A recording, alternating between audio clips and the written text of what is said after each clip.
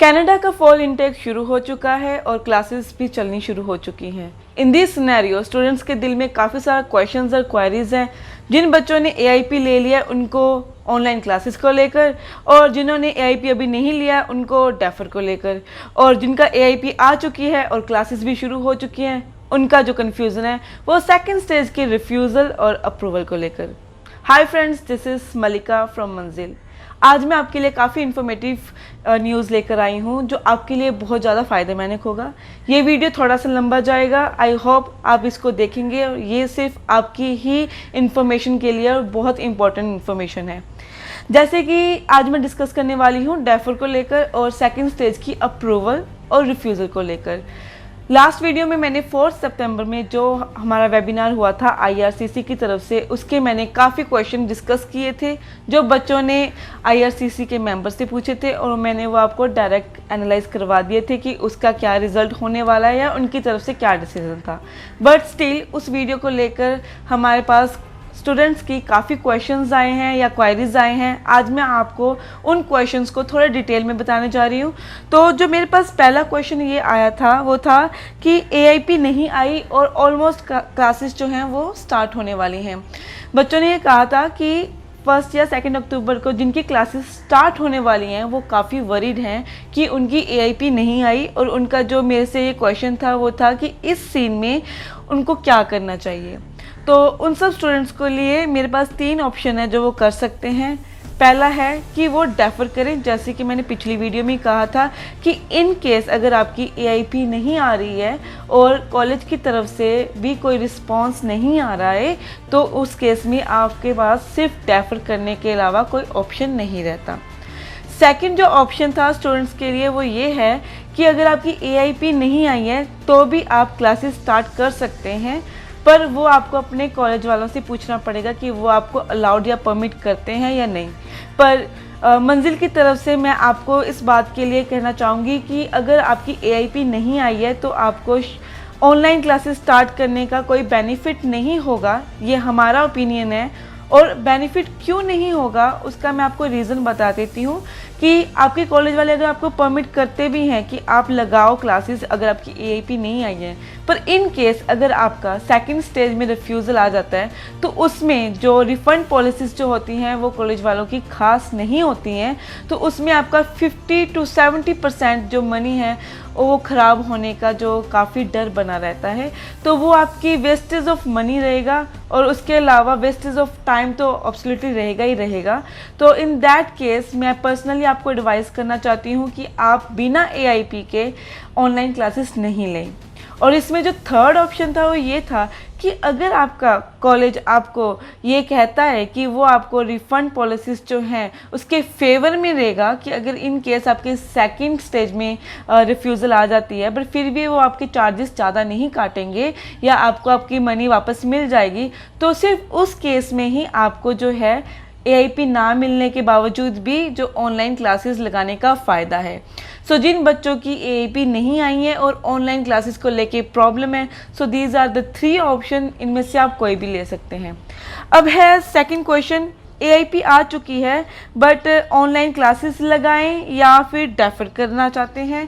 तो ये जो मेनली क्वेश्चंस आ रहा है बच्चों के लिए, ये बहुत क्रिएट हो रहा है सिनेरियो कि एआईपी आ चुकी है बट ऑनलाइन क्लासेस नहीं लगाना चाहते हैं और डेफर करना चाहते हैं। इसमें भी मैंने आपको लास्ट वीडियो में ये बताया था कि अगर आप एआईपी ले चुके हैं तो इस केस में अगर आप डेफर ना करें तो वो आपके लिए बेस्ट पॉसिबिलिटी होगी, क्योंकि जो हमारा ऑनलाइन क्लासेस का सिनेरियो है वो अप्रैल तक जा चुका है। तो इन केस अगर आप जैन के लिए डेफर करना चाहते हो तो भी आपको ऑनलाइन क्लासेस लेनी पड़ेंगी, ठीक है, आपको फ्लाई करने का मौका नहीं मिलेगा। तो जो बच्चे इस उम्मीद में बैठे हैं कि अगर मैं जैन को लेकर डेफर करता हूँ पर मैं उसमें कनाडा जाके पढ़ सकता हूँ, तो उनको मैं यही कहना चाहूँगी कि आपको वो भी ऑनलाइन ही पढ़ना पड़ेगा। सो विद रिस्पेक्ट टू आप जैन में पढ़ोगे और ये सारा टाइम अपना वेस्ट करोगे, तो उसके अलावा आप अभी से ही अगर आपका एआईपी आ चुके हैं तो ऑनलाइन क्लासेस लगाने शुरू कर दें। और सेकंड ये है कि अगर आप डेफर करना चाहते ही हो तो अपना LOA ज़रूर अपडेट करवा लें। कई बच्चों ने AIP ले ली है बट वो जैन के लिए डेफर करना चाहते हैं, तो उनके लिए इम्पोर्टेंट यही है कि अपना LOA जो है अपडेट करवा लें और अपने कॉलेज के साथ अपडेटेड रहें कि LOA हमारा अपडेट हो चुका है, ताकि आपको वो सितंबर इनटेक के लिए आपकी क्लासेस जो है शुरू कर दें। पर आप अपनी तरफ से ये सोच के बैठे हैं कि आप जैन के लिए डेफर करेंगे, सो ये थोड़ा सा प्रॉब्लम आपके लिए क्रिएट कर सकता है, तो उसमें अपना LOA ज़रूर डेफर करा लें। इसमें थर्ड जो पॉइंट ये था, जो काफ़ी क्वेश्चन आया था कि हमारा AIP आ चुका है बट हमने कोर्स या कॉलेज चेंज करना है। तो सबसे पहले मैं कॉलेज डिस्कस करूंगी। अगर आपने AIP ले लिया है और कॉलेज जो है आपने चेंज करना है, तो उसमें भी आपने आपको पुराने जो कॉलेज के साथ अपडेट रहकर अपना जिस भी कंसल्टेंट के साथ आपने वो उसके फाइल लिंक करवाई थी उसके साथ अपना LOA जो है वो अपडेट करवा लें। अब यहाँ सबसे मेन प्रॉब्लम जो है वो कोर्सेज़ को लेकर है। सपोज अगर आपने इस सितंबर 20 के लिए अप्लाई किया था बट आपने ऑनलाइन नहीं क्लासेस अटेंड करनी और वो जैन के लिए आप जाना चाहते हो, बट जैन 21 एंड मई 21 में आपकी वो जो कोर्सेज़ की ऑप्शन है वो है ही नहीं है, वो सीधा आपको सितंबर 21 के लिए मिल रहा है वो कोर्स, वो पर्टिकुलर कोर्स जो आप करना चाह रहे हो।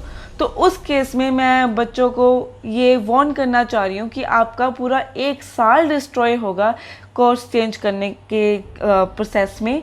तो इन केस अगर आप डेफर करना चाह रहे हो बट आपका कोर्स अगले 2 इनटेक में आ ही नहीं रहा, तो उस केस में मैं आपको ये कहना चाह रही हूँ कि आप इसी सितंबर 20 के जो इनटेक में अपनी ऑनलाइन क्लासेस लेके अपना कोर्स अपडेट करवा लें।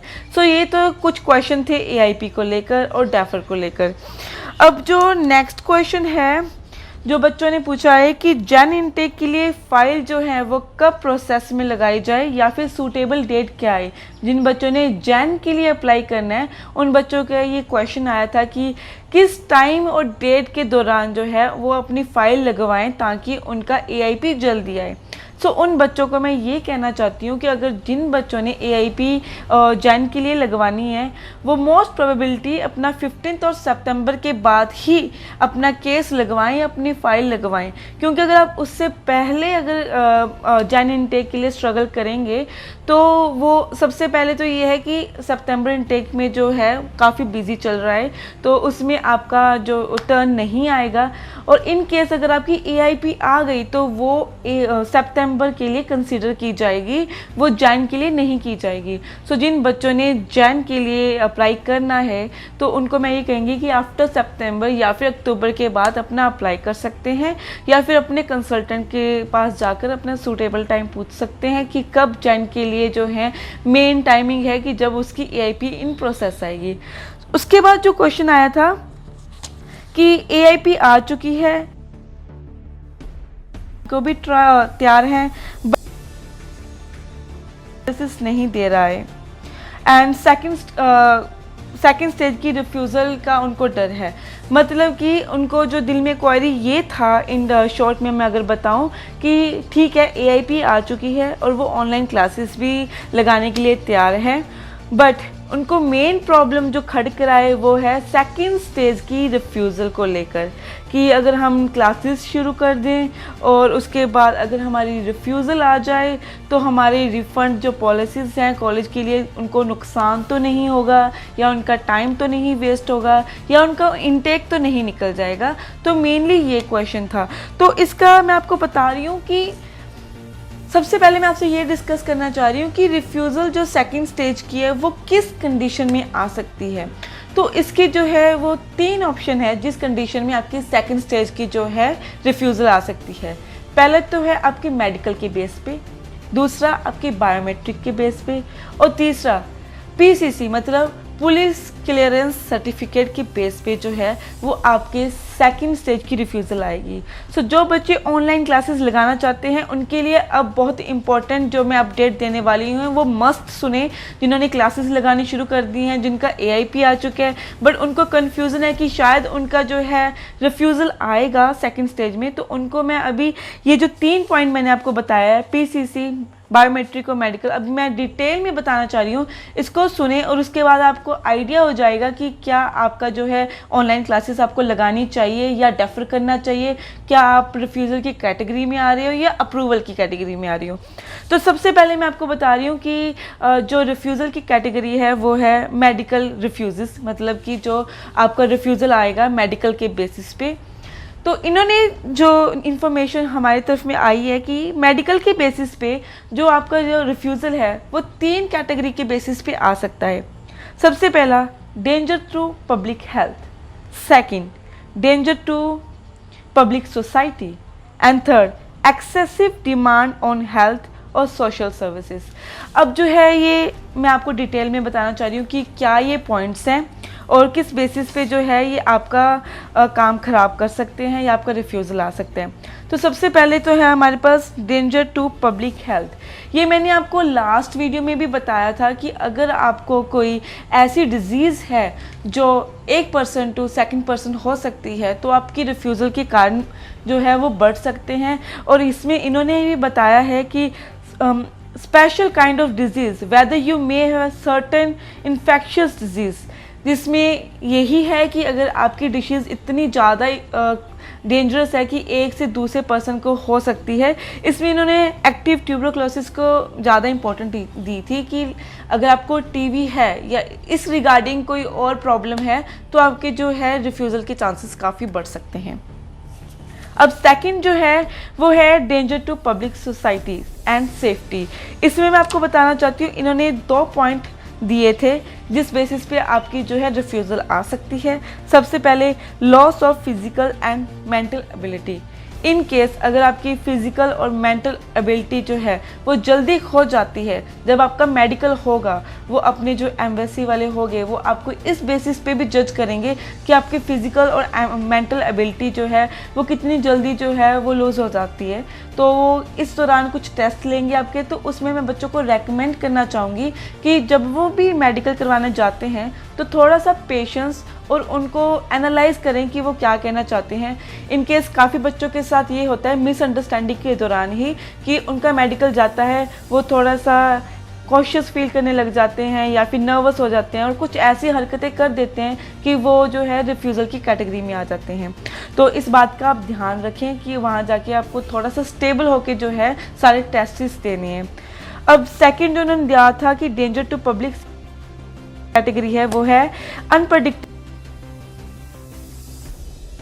आपको कुछ ऐसी सिचुएशन दे सकते हैं जो आपको प्रोवोक कर दे, ठीक है। कोई भी जैसे एम्बेसी के मेंबर हैं, आपको कुछ ऐसी सिचुएशन दे दे कि इसमें आप प्रोवोक हो जाए, उसमें आपको वो टेस्ट करते हैं आपका कि आप अपना टेम्पर है वो कितनी जल्दी जो है लॉस करते हैं या फिर आप जो गुस्सा है या फिर लड़ाइयाँ जो है लड़ाई के पद पर कितनी जल्दी आ सकते हैं। तो उसमें वो आपको जज और एनालाइज करते हैं। तो इस बेसिस पे आपको सेकंड जो रिफ्यूज़ल है वो आ सकती है और वो इम्पॉर्टेंट है स्टूडेंट्स के लिए क्योंकि ये सबसे स्पेसिफिक है। स्टूडेंट्स को मेडिकल के बेसिस पे ये ज़्यादा एनालाइज करते हैं वो, तो बच्चे वो जिनको टेम्परामेंट थोड़ा ज़्यादा है जिनका वो या फिर गुस्सा जल्दी आता है, इस बात का ध्यान रखें कि अभी जो ऑनलाइन प्रोसेसेस और एआईपी का जो सिस्टम शुरू हुआ है ये आपके सेकंड स्टेज की रिफ्यूज़ल का कारण बन सकता है। अब है थर्ड जो कैटेगरी है इसी में ही मेडिकल रिफ्यूज़ल में एक्सेसिव डिमांड ऑफ हेल्थ और सोशल सर्विसेज। अब ये कैसे आपके रिफ्यूज़ल का कारण बन सकता है, मैं आपको ये बता रही हूँ कि अगर कोई भी बच्चा यहाँ से फ्लाई करके वहाँ पढ़ने जाता है तो कैनेडियन गवर्नमेंट पर बच्चे के लिए पर साल का एक बजट रखता है कि अगर वहाँ जाकर आपको कोई डिजीज़ हो जाती है या फिर आपको बीमारी हो जाती है या कोई भी प्रॉब्लम हो जाती है किसी भी रिलेटेड, तो उस पर बच्चे पर कितना स्पेंड कर सकते हैं वो। तो उन पर उन्होंने कहा है कि वो एक साल का $20,000 जो अमाउंट है उन्होंने फिक्स किया हुआ है कि अगर एक साल का एक बजट जो है पर स्टूडेंट पे वो है 20,000। अगर इन केस आप उस लिमिट को क्रॉस करते हैं, उस थ्रेशोल्ड को क्रॉस करते हैं, वो आपके मेडिकल में टेस्ट करेंगे कि अगर कोई ऐसी आपको प्रॉब्लम है कि उनका वो एक साल में उनका वो खर्चा या फिर बजट है वो आप क्रॉस कर दोगे तो भी आप रिफ्यूज़ हो सकते हैं। सो ये जो 3 कारण थे जो मेडिकल की बेसिस पे थे जिस पे आप रिफ्यूज़ हो सकते हैं। अब जो सेकंड है बायोमेट्रिक को लेकर, जो रिफ्यूज़ल्स आएंगी बायोमेट्रिक को लेकर। सबसे पहले तो मैं यहाँ पे बायोमेट्रिक डिस्कस करना चाहती हूँ कि जो स्टूडेंट्स जो हैं, कई स्टूडेंट्स को तो यही नहीं पता कि बायोमेट्रिक होता क्या है और क्यों लिया जाता है। बस उनको ये पता है कि एक प्रोसेस है कि मेडिकल के बाद बायोमेट्रिक जाना है, उसके बाद वीज़ा स्टैंपिंग होगा और उसके बाद उनका वीज़ा लगकर आ जाएगा और वो पासपोर्ट लेकर अपना अप्लाई कर जाएंगे। सिर्फ ये सिंपल जो प्रोसेस है वो बच्चों को पता है। मैं आपको इसमें पहले बायोमेट्रिक क्लियर करना चाहती हूँ। जो बायोमेट्रिक है वो आपकी आइडेंटिफिकेशन है, आपके फिंगरप्रिंट्स के। और ये क्यों लिए जाते हैं? इन केस आप फॉरेन कंट्री में जा रहे हो, किसी भी लाइक मैं कह रही हूँ आप कनाडा जा रहे हो, उसमें आपकी ये बहुत कम चांसेस होते हैं, बट फिर भी हो जाते हैं कभी कभी, कि आपका फिंगरप्रिंट या फिर आपकी आइडेंटिकल, जैसे आपका नेम, डेट, या फिर आपकी मदर फादर का डेट एंड जो भी उनके डॉक्यूमेंट्स हैं, आपके कहाँ से आप बिलोंग करते हो, वो एनी हाउ जो है वो मिल जाते हैं, सेम हो जाते हैं। तो उसमें उनको क्रॉस चेक करने के लिए बायोमेट्रिक लिए जाते हैं, ताकि वो आपकी आइडेंटिफिकेशन कर सकें कि ये आप पर्टिकुलर आप हो, कोई और नहीं हो। मतलब इन शॉर्ट आपकी आइडेंटिफिकेशन में कोई प्रॉब्लम ना आए। और जो सेकेंड रीज़न होता है कि बायोमेट्रिक लेने का, इन केस आपकी इंडिया में या फिर बाहर जाके कोई क्रिमिनल रिकॉर्ड हो जाए, या आपको डिपोर्ट कर दें, या आप फॉल्स डॉक्यूमेंट लेके, या फिर जो बच्चे आजकल करते हैं कि गलत या फिर नकली के डॉक्यूमेंट लेके अपनी फ़ाइल लगवा देते हैं, उसके बाद वहाँ पे वो एनालाइट हो जाते हैं और ऑन द स्पॉट एयरपोर्ट पे डिपोर्ट कर देते हैं। ये सब कुछ जो है बायोमेट्रिक आपका रिकॉर्ड कर लेता है एज ए फिंगरप्रिंट। और जब भी आप दोबारा जाते हैं या फर्स्ट टाइम जाते हैं तो ये चेकिंग होती है, क्या ये बच्चा पहली बार आया है, इसका रिकॉर्ड क्लियर है, तो उनके लिए तो कोई प्रॉब्लम ही नहीं होती। पर जो बच्चे दोबारा जाते हैं, चाहे वो वापस आ जाते हैं, चाहे वो दोबारा स्टडी बेसिस पे जाते हैं, या रिफ्यूज़ल के कारण होते हैं, या किसी भी कारण, गैप के कारण, या फिर एकेडमिक स्कोर के कारण, या फिर कई बार ऐसे हुआ था लास्ट ईयर में मॉन्ट्रियल के एयरपोर्ट में बच्चों को डिपोर्ट कर दिया गया था क्योंकि उनसे कुछ क्वेश्चन पूछे गए थे, वो फॉल्स डॉक्यूमेंट लेकर गए थे। तो वो सब कुछ चेक करते हैं, उसके बाद ही वो अलाउ करते हैं कि वो अपनी कंट्री में आपको एंट्रेंस दे। तो इसमें भी उन्होंने, इसका प्रोसेस क्या है मैं बता रही हूँ कि जो गवर्नमेंट ऑफ कनाडा है वो अपना RCMP भेजते हैं, रॉयल कैनेडियन माउंटेड पुलिस, आपके डॉक्यूमेंट्स और आपको एनालाइज करने के लिए। उसमें वो जो चेक करते हैं वो क्या चेक करते हैं? वो चेक करते हैं आपकी क्रिमिनलिटी, क्रिमिनल रिकॉर्ड, रिफ्यूजी, आप कितने हो claimants, deporters and temporary resident application. ये जो 3 चीज़ें हैं वो चेक होती है आपकी बायोमेट्रिक के बेसिस पे। और मुझे लगता नहीं है खास कि इन बायोमेट्रिक के जो ये पॉइंट्स हैं इसके बेसिस पे किसी बच्चे को जो रिफ्यूज़ किया हो। हाँ, इसमें एक इम्पॉर्टेंट चीज़ ये है कि अगर आप डिपोर्ट हुए हो किसी भी केस पे, उसमें आपके लिए थोड़ी सी प्रॉब्लम क्रिएट हो जाती है और वो सेकेंड स्टेज की रिफ्यूज़ल में आपका कारण बन जाता है। अब इसके बाद जो है थर्ड पॉइंट जो है, अब इसको आप कह लो मेन पॉइंट कह लो या फिर नॉट सो, जो है PCC, पुलिस क्लियरेंस सर्टिफिकेट। सबसे पहले मैं आपको बता दूं, PCC जो है वो सब स्टूडेंट से नहीं मांगा जाता। जो फाइल्स प्रोसेस में जाती है और AIP के दौरान एम्बेसी को जिस बच्चे पे थोड़ा सा डाउट रहता है या फिर थोड़ा सा अनक्लियर उनकी फाइल्स लगती हैं, सिर्फ उनके PCC होते हैं। तो जो भी बच्चे हैं अपनी फ़ाइल लगवा रहे हैं तो इस बात का ध्यान रखें कि डॉक्यूमेंटेशन में कोई अपना फ्लो मत रखना, कि अगर डॉक्यूमेंटेशन में भी अगर थोड़ी सी भी गड़बड़ होती है तो शायद आप PCC में फॉल कर जाओ। अगर आप क्लियर बैकग्राउंड से हो ऑब्वियसली आप क्लियर हो जाओगे, बट PCC के दौरान जो भी स्ट्रगल या टाइम वेस्टेज होगा उसमें आपको प्रॉब्लम आएगी और आपकी मेंटल जो है स्टेबिलिटी थोड़ी ख़राब होगी। आपको लगेगा ऐसे कि आपके वीज़ा के प्रोसेस में थोड़ी प्रॉब्लम आ रही है। अब मैं आपको थोड़ा सा बता दूं कि ये किस केसेस में PCC जो है आपको पॉइंट रखता है, कैटेगराइज करता है और उस बेसिस पे आपको रिफ्यूज़ करता है। सबसे पहले है एस्पियोनेज, जिसको हम कहते हैं जासूसी। ये देखते हैं कि आपका कोई ऐसा रिकॉर्ड तो नहीं है कि जिसमें आप किसी जासूसी की केस में इंडल्ज हो। वैसे ये होता नहीं है स्टूडेंट्स में, सो डोंट यू वरी, ये पॉइंट आपके लिए लागू नहीं है। पर इन केस ही है, किसी स्टूडेंट पे लगता है कि ये मेरे पे हो सकता है, तो वो ध्यान रखें। तो इस बात का ध्यान रखें, अगर आप ये हैं तो आपका सेकंड स्टेज में रिफ्यूज़ल डेफिनेटली आएगा। सेकंड है सबवर्जन, मतलब कि attempt to overthrow a government etcetera. ये मैं आपको क्लियर कर देती हूँ। इन केस आप कनाडा जा रहे हो या किसी भी कंट्री में जा रहे हो, ठीक है, तो उसमें वो देखते हैं कि आप ऐसे इंडिविजुअल तो नहीं हैं कि जो आप उनके लोकल सिटीज़न को भड़काएं उनकी गवर्नमेंट के खिलाफ कि ये ऐसी है ये वैसी है। उस बेसिस में भी आपका रिफ्यूज़ल आने के चांसेस काफ़ी है। थर्ड है वायलेंस एंड टेररिज्म। अगर आपका कोई भी टेररिज्म ऑर्गेनाइजेशन के साथ लिंक है या फिर आप वायलेंट हो थोड़े से, या आप लोकल भी गुंडागर्दी के अंदर इंडल्ज हो जाते हो, तो वो भी ये पॉइंट इन्होंने लिखा हुआ है कि आप वो रिफ्यूज़ल के कारण में आते हैं। उसके बाद आता है war crime, crime against humanity, या फिर crime including while under the influence of drug और अल्कोहल। इसके ऊपर वाले पॉइंट मुझे नहीं लगता खास हैं, पर जो वो इम्पोर्टेंट पॉइंट ये है कि अगर आप अल्कोहल या फिर ड्रग्स के इन्फ्लुएंस में अगर कोई क्राइम अटैम्प्ट करते हो या उस दौरान आपका कोई वायलेंट नेचर बाहर आता है, तो आप डेफिनेटली वहाँ से डिपोर्ट होगे, या अगर यहीं पे आपका आ जाता है पीसीसी के टेस्ट के क्लियर में, तो डेफिनेटली आपका सेकंड स्टेज का जो है रिफ्यूज़ल आएगा। तो इसमें एक पॉइंट मैं ये बता देती हूँ, जो उन्होंने कहा है कि पीसीसी का जो है ये हम इसको डिफाइन कैसे कर सकते हैं। अ police clearance certificate is a statement that you don't have a criminal record, and if you have one then a copy of your criminal record must be submitted। मतलब अगर आपका कोई क्रिमिनल रिकॉर्ड नहीं है तो वेल एंड क्लियर, अगर है तो उसकी जो रिकॉर्ड कॉपी है वो आपकी जो लोकल एरिया का जो भी पुलिस स्टेशन है वहाँ से एक फ़ोटो कॉपी आपकी फ़ाइल में ज़रूर लगेगा। तो ये थे कुछ पॉइंट पीसीसी को लेकर जिस पे आपका सेकंड स्टेज की रिफ्यूज़ल आ सकती है। तो ये जो 3 पॉइंट है वो है सेकंड स्टेज की रिफ्यूज़ल को लेकर। होप जो आपको मिसअंडरस्टैंडिंग या फिर डाउट होगा सेकंड स्टेज की रिफ्यूज़ल को लेकर वो क्लियर हो जाएगा।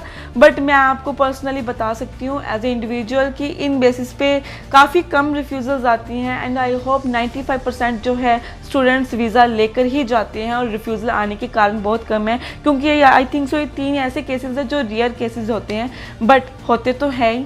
तो जिनके होते हैं तो मैं उनको अवेयर करना चाहती हूँ, अगर आपके ये इसमें तीनों कैटेगरी में किसी में भी आप फॉल करते हो तो आप सेकंड स्टेज के लिए ना चाहें, अपना एआईपी ना कंसिडर करें और डेफर करें, और डेफर करना ही आपके लिए एक मस्ट सोल्यूशन है। और इसमें लास्ट में जाते जाते एक मेन इंपॉर्टेंट पॉइंट मैं ये बताना चाहती हूँ उन बच्चों के लिए जिन बच्चों के लिए कुछ फॉल्स डॉक्यूमेंट्स या फिर नकली के डॉक्यूमेंट्स या फिर कहीं से भी, अगर मैं हिंदी में कहूँ कि जुगाड़ लगाकर अपने डॉक्यूमेंट्स लगाकर फाइल तैयार की गई है, तो वो बच्चे अवेयर करें, क्योंकि सारा प्रोसेस ऑनलाइन है और एआईपी के चलते हुए इन्होंने काफ़ी ज़्यादा स्ट्रिक्टनेस जो है वो शुरू कर दी है। तो अपने उसी ही कंसल्टेंट के पास जाएं जो आपको मिसगाइड ना करते हुए सही गाइड करेंगे। और इसमें मैं आपको एक बात करा देती हूँ कि हमारा जो मंजिल है इसमें मारा लॉयर्स के थ्रू ये असेस होती है आपकी फाइल्स। सो जो भी आपकी, पहली बात उन बच्चों को वो कंसीडर नहीं करेंगे जो जुगाड़ लगाने की कोशिश करते हैं या फिर गलत डॉक्यूमेंट्स लगाने की कोशिश करते हैं। पर इनकेस अगर आप लगवाना चाहते हो तो आप जल्द से जल्द अपने डॉक्यूमेंट्स लेकर मंजिल पहुँचे, क्योंकि हमारे जो एजेंट्स हैं वो मारा एजेंट्स हैं, वो आपकी प्रोसेसिंग का फाइल है वो इन अ रो करता है और इन अ जेन्युइन वे करता है, क्योंकि एआईपी के बाद सेकंड स्टेज तक सारा ही ऑफिशियल ऑनलाइन होता है और इसमें मिसकम्युनिकेट होने का कोई कारण नहीं बचता। तो इसमें ये देखा जाएगा कि आपकी फ़ाइल जो है वो कितनी स्ट्रॉन्ग है और कितनी जेन्युइन है और किस बेसिस पे आप जा रहे हो। कई बार क्या होता है कि जब आप एसओपी तैयार करते हो अपनी, उसमें ये आ जाता है कि उसमें एम्बेसी को क्लियर ही नहीं होता कि आप वापस नहीं आना चाहते, और वो भी आपके रिफ्यूज़ल का कारण बन जाता है। तो मैं आपको वही सजेस्ट करूँगी कि अपने ओरिजिनल डॉक्यूमेंट्स लेके आप हमारे ऑफिस भी आ सकते हैं या फिर मेल के दौरान वीज़ा तक का प्रोसेस ऑनलाइन भी कर सकते हैं। और अगर आपको ज़्यादा जानकारी चाहिए तो नीचे दिए हुए नंबर्स पर कॉन्टैक्ट भी कर सकते हैं। Thank you.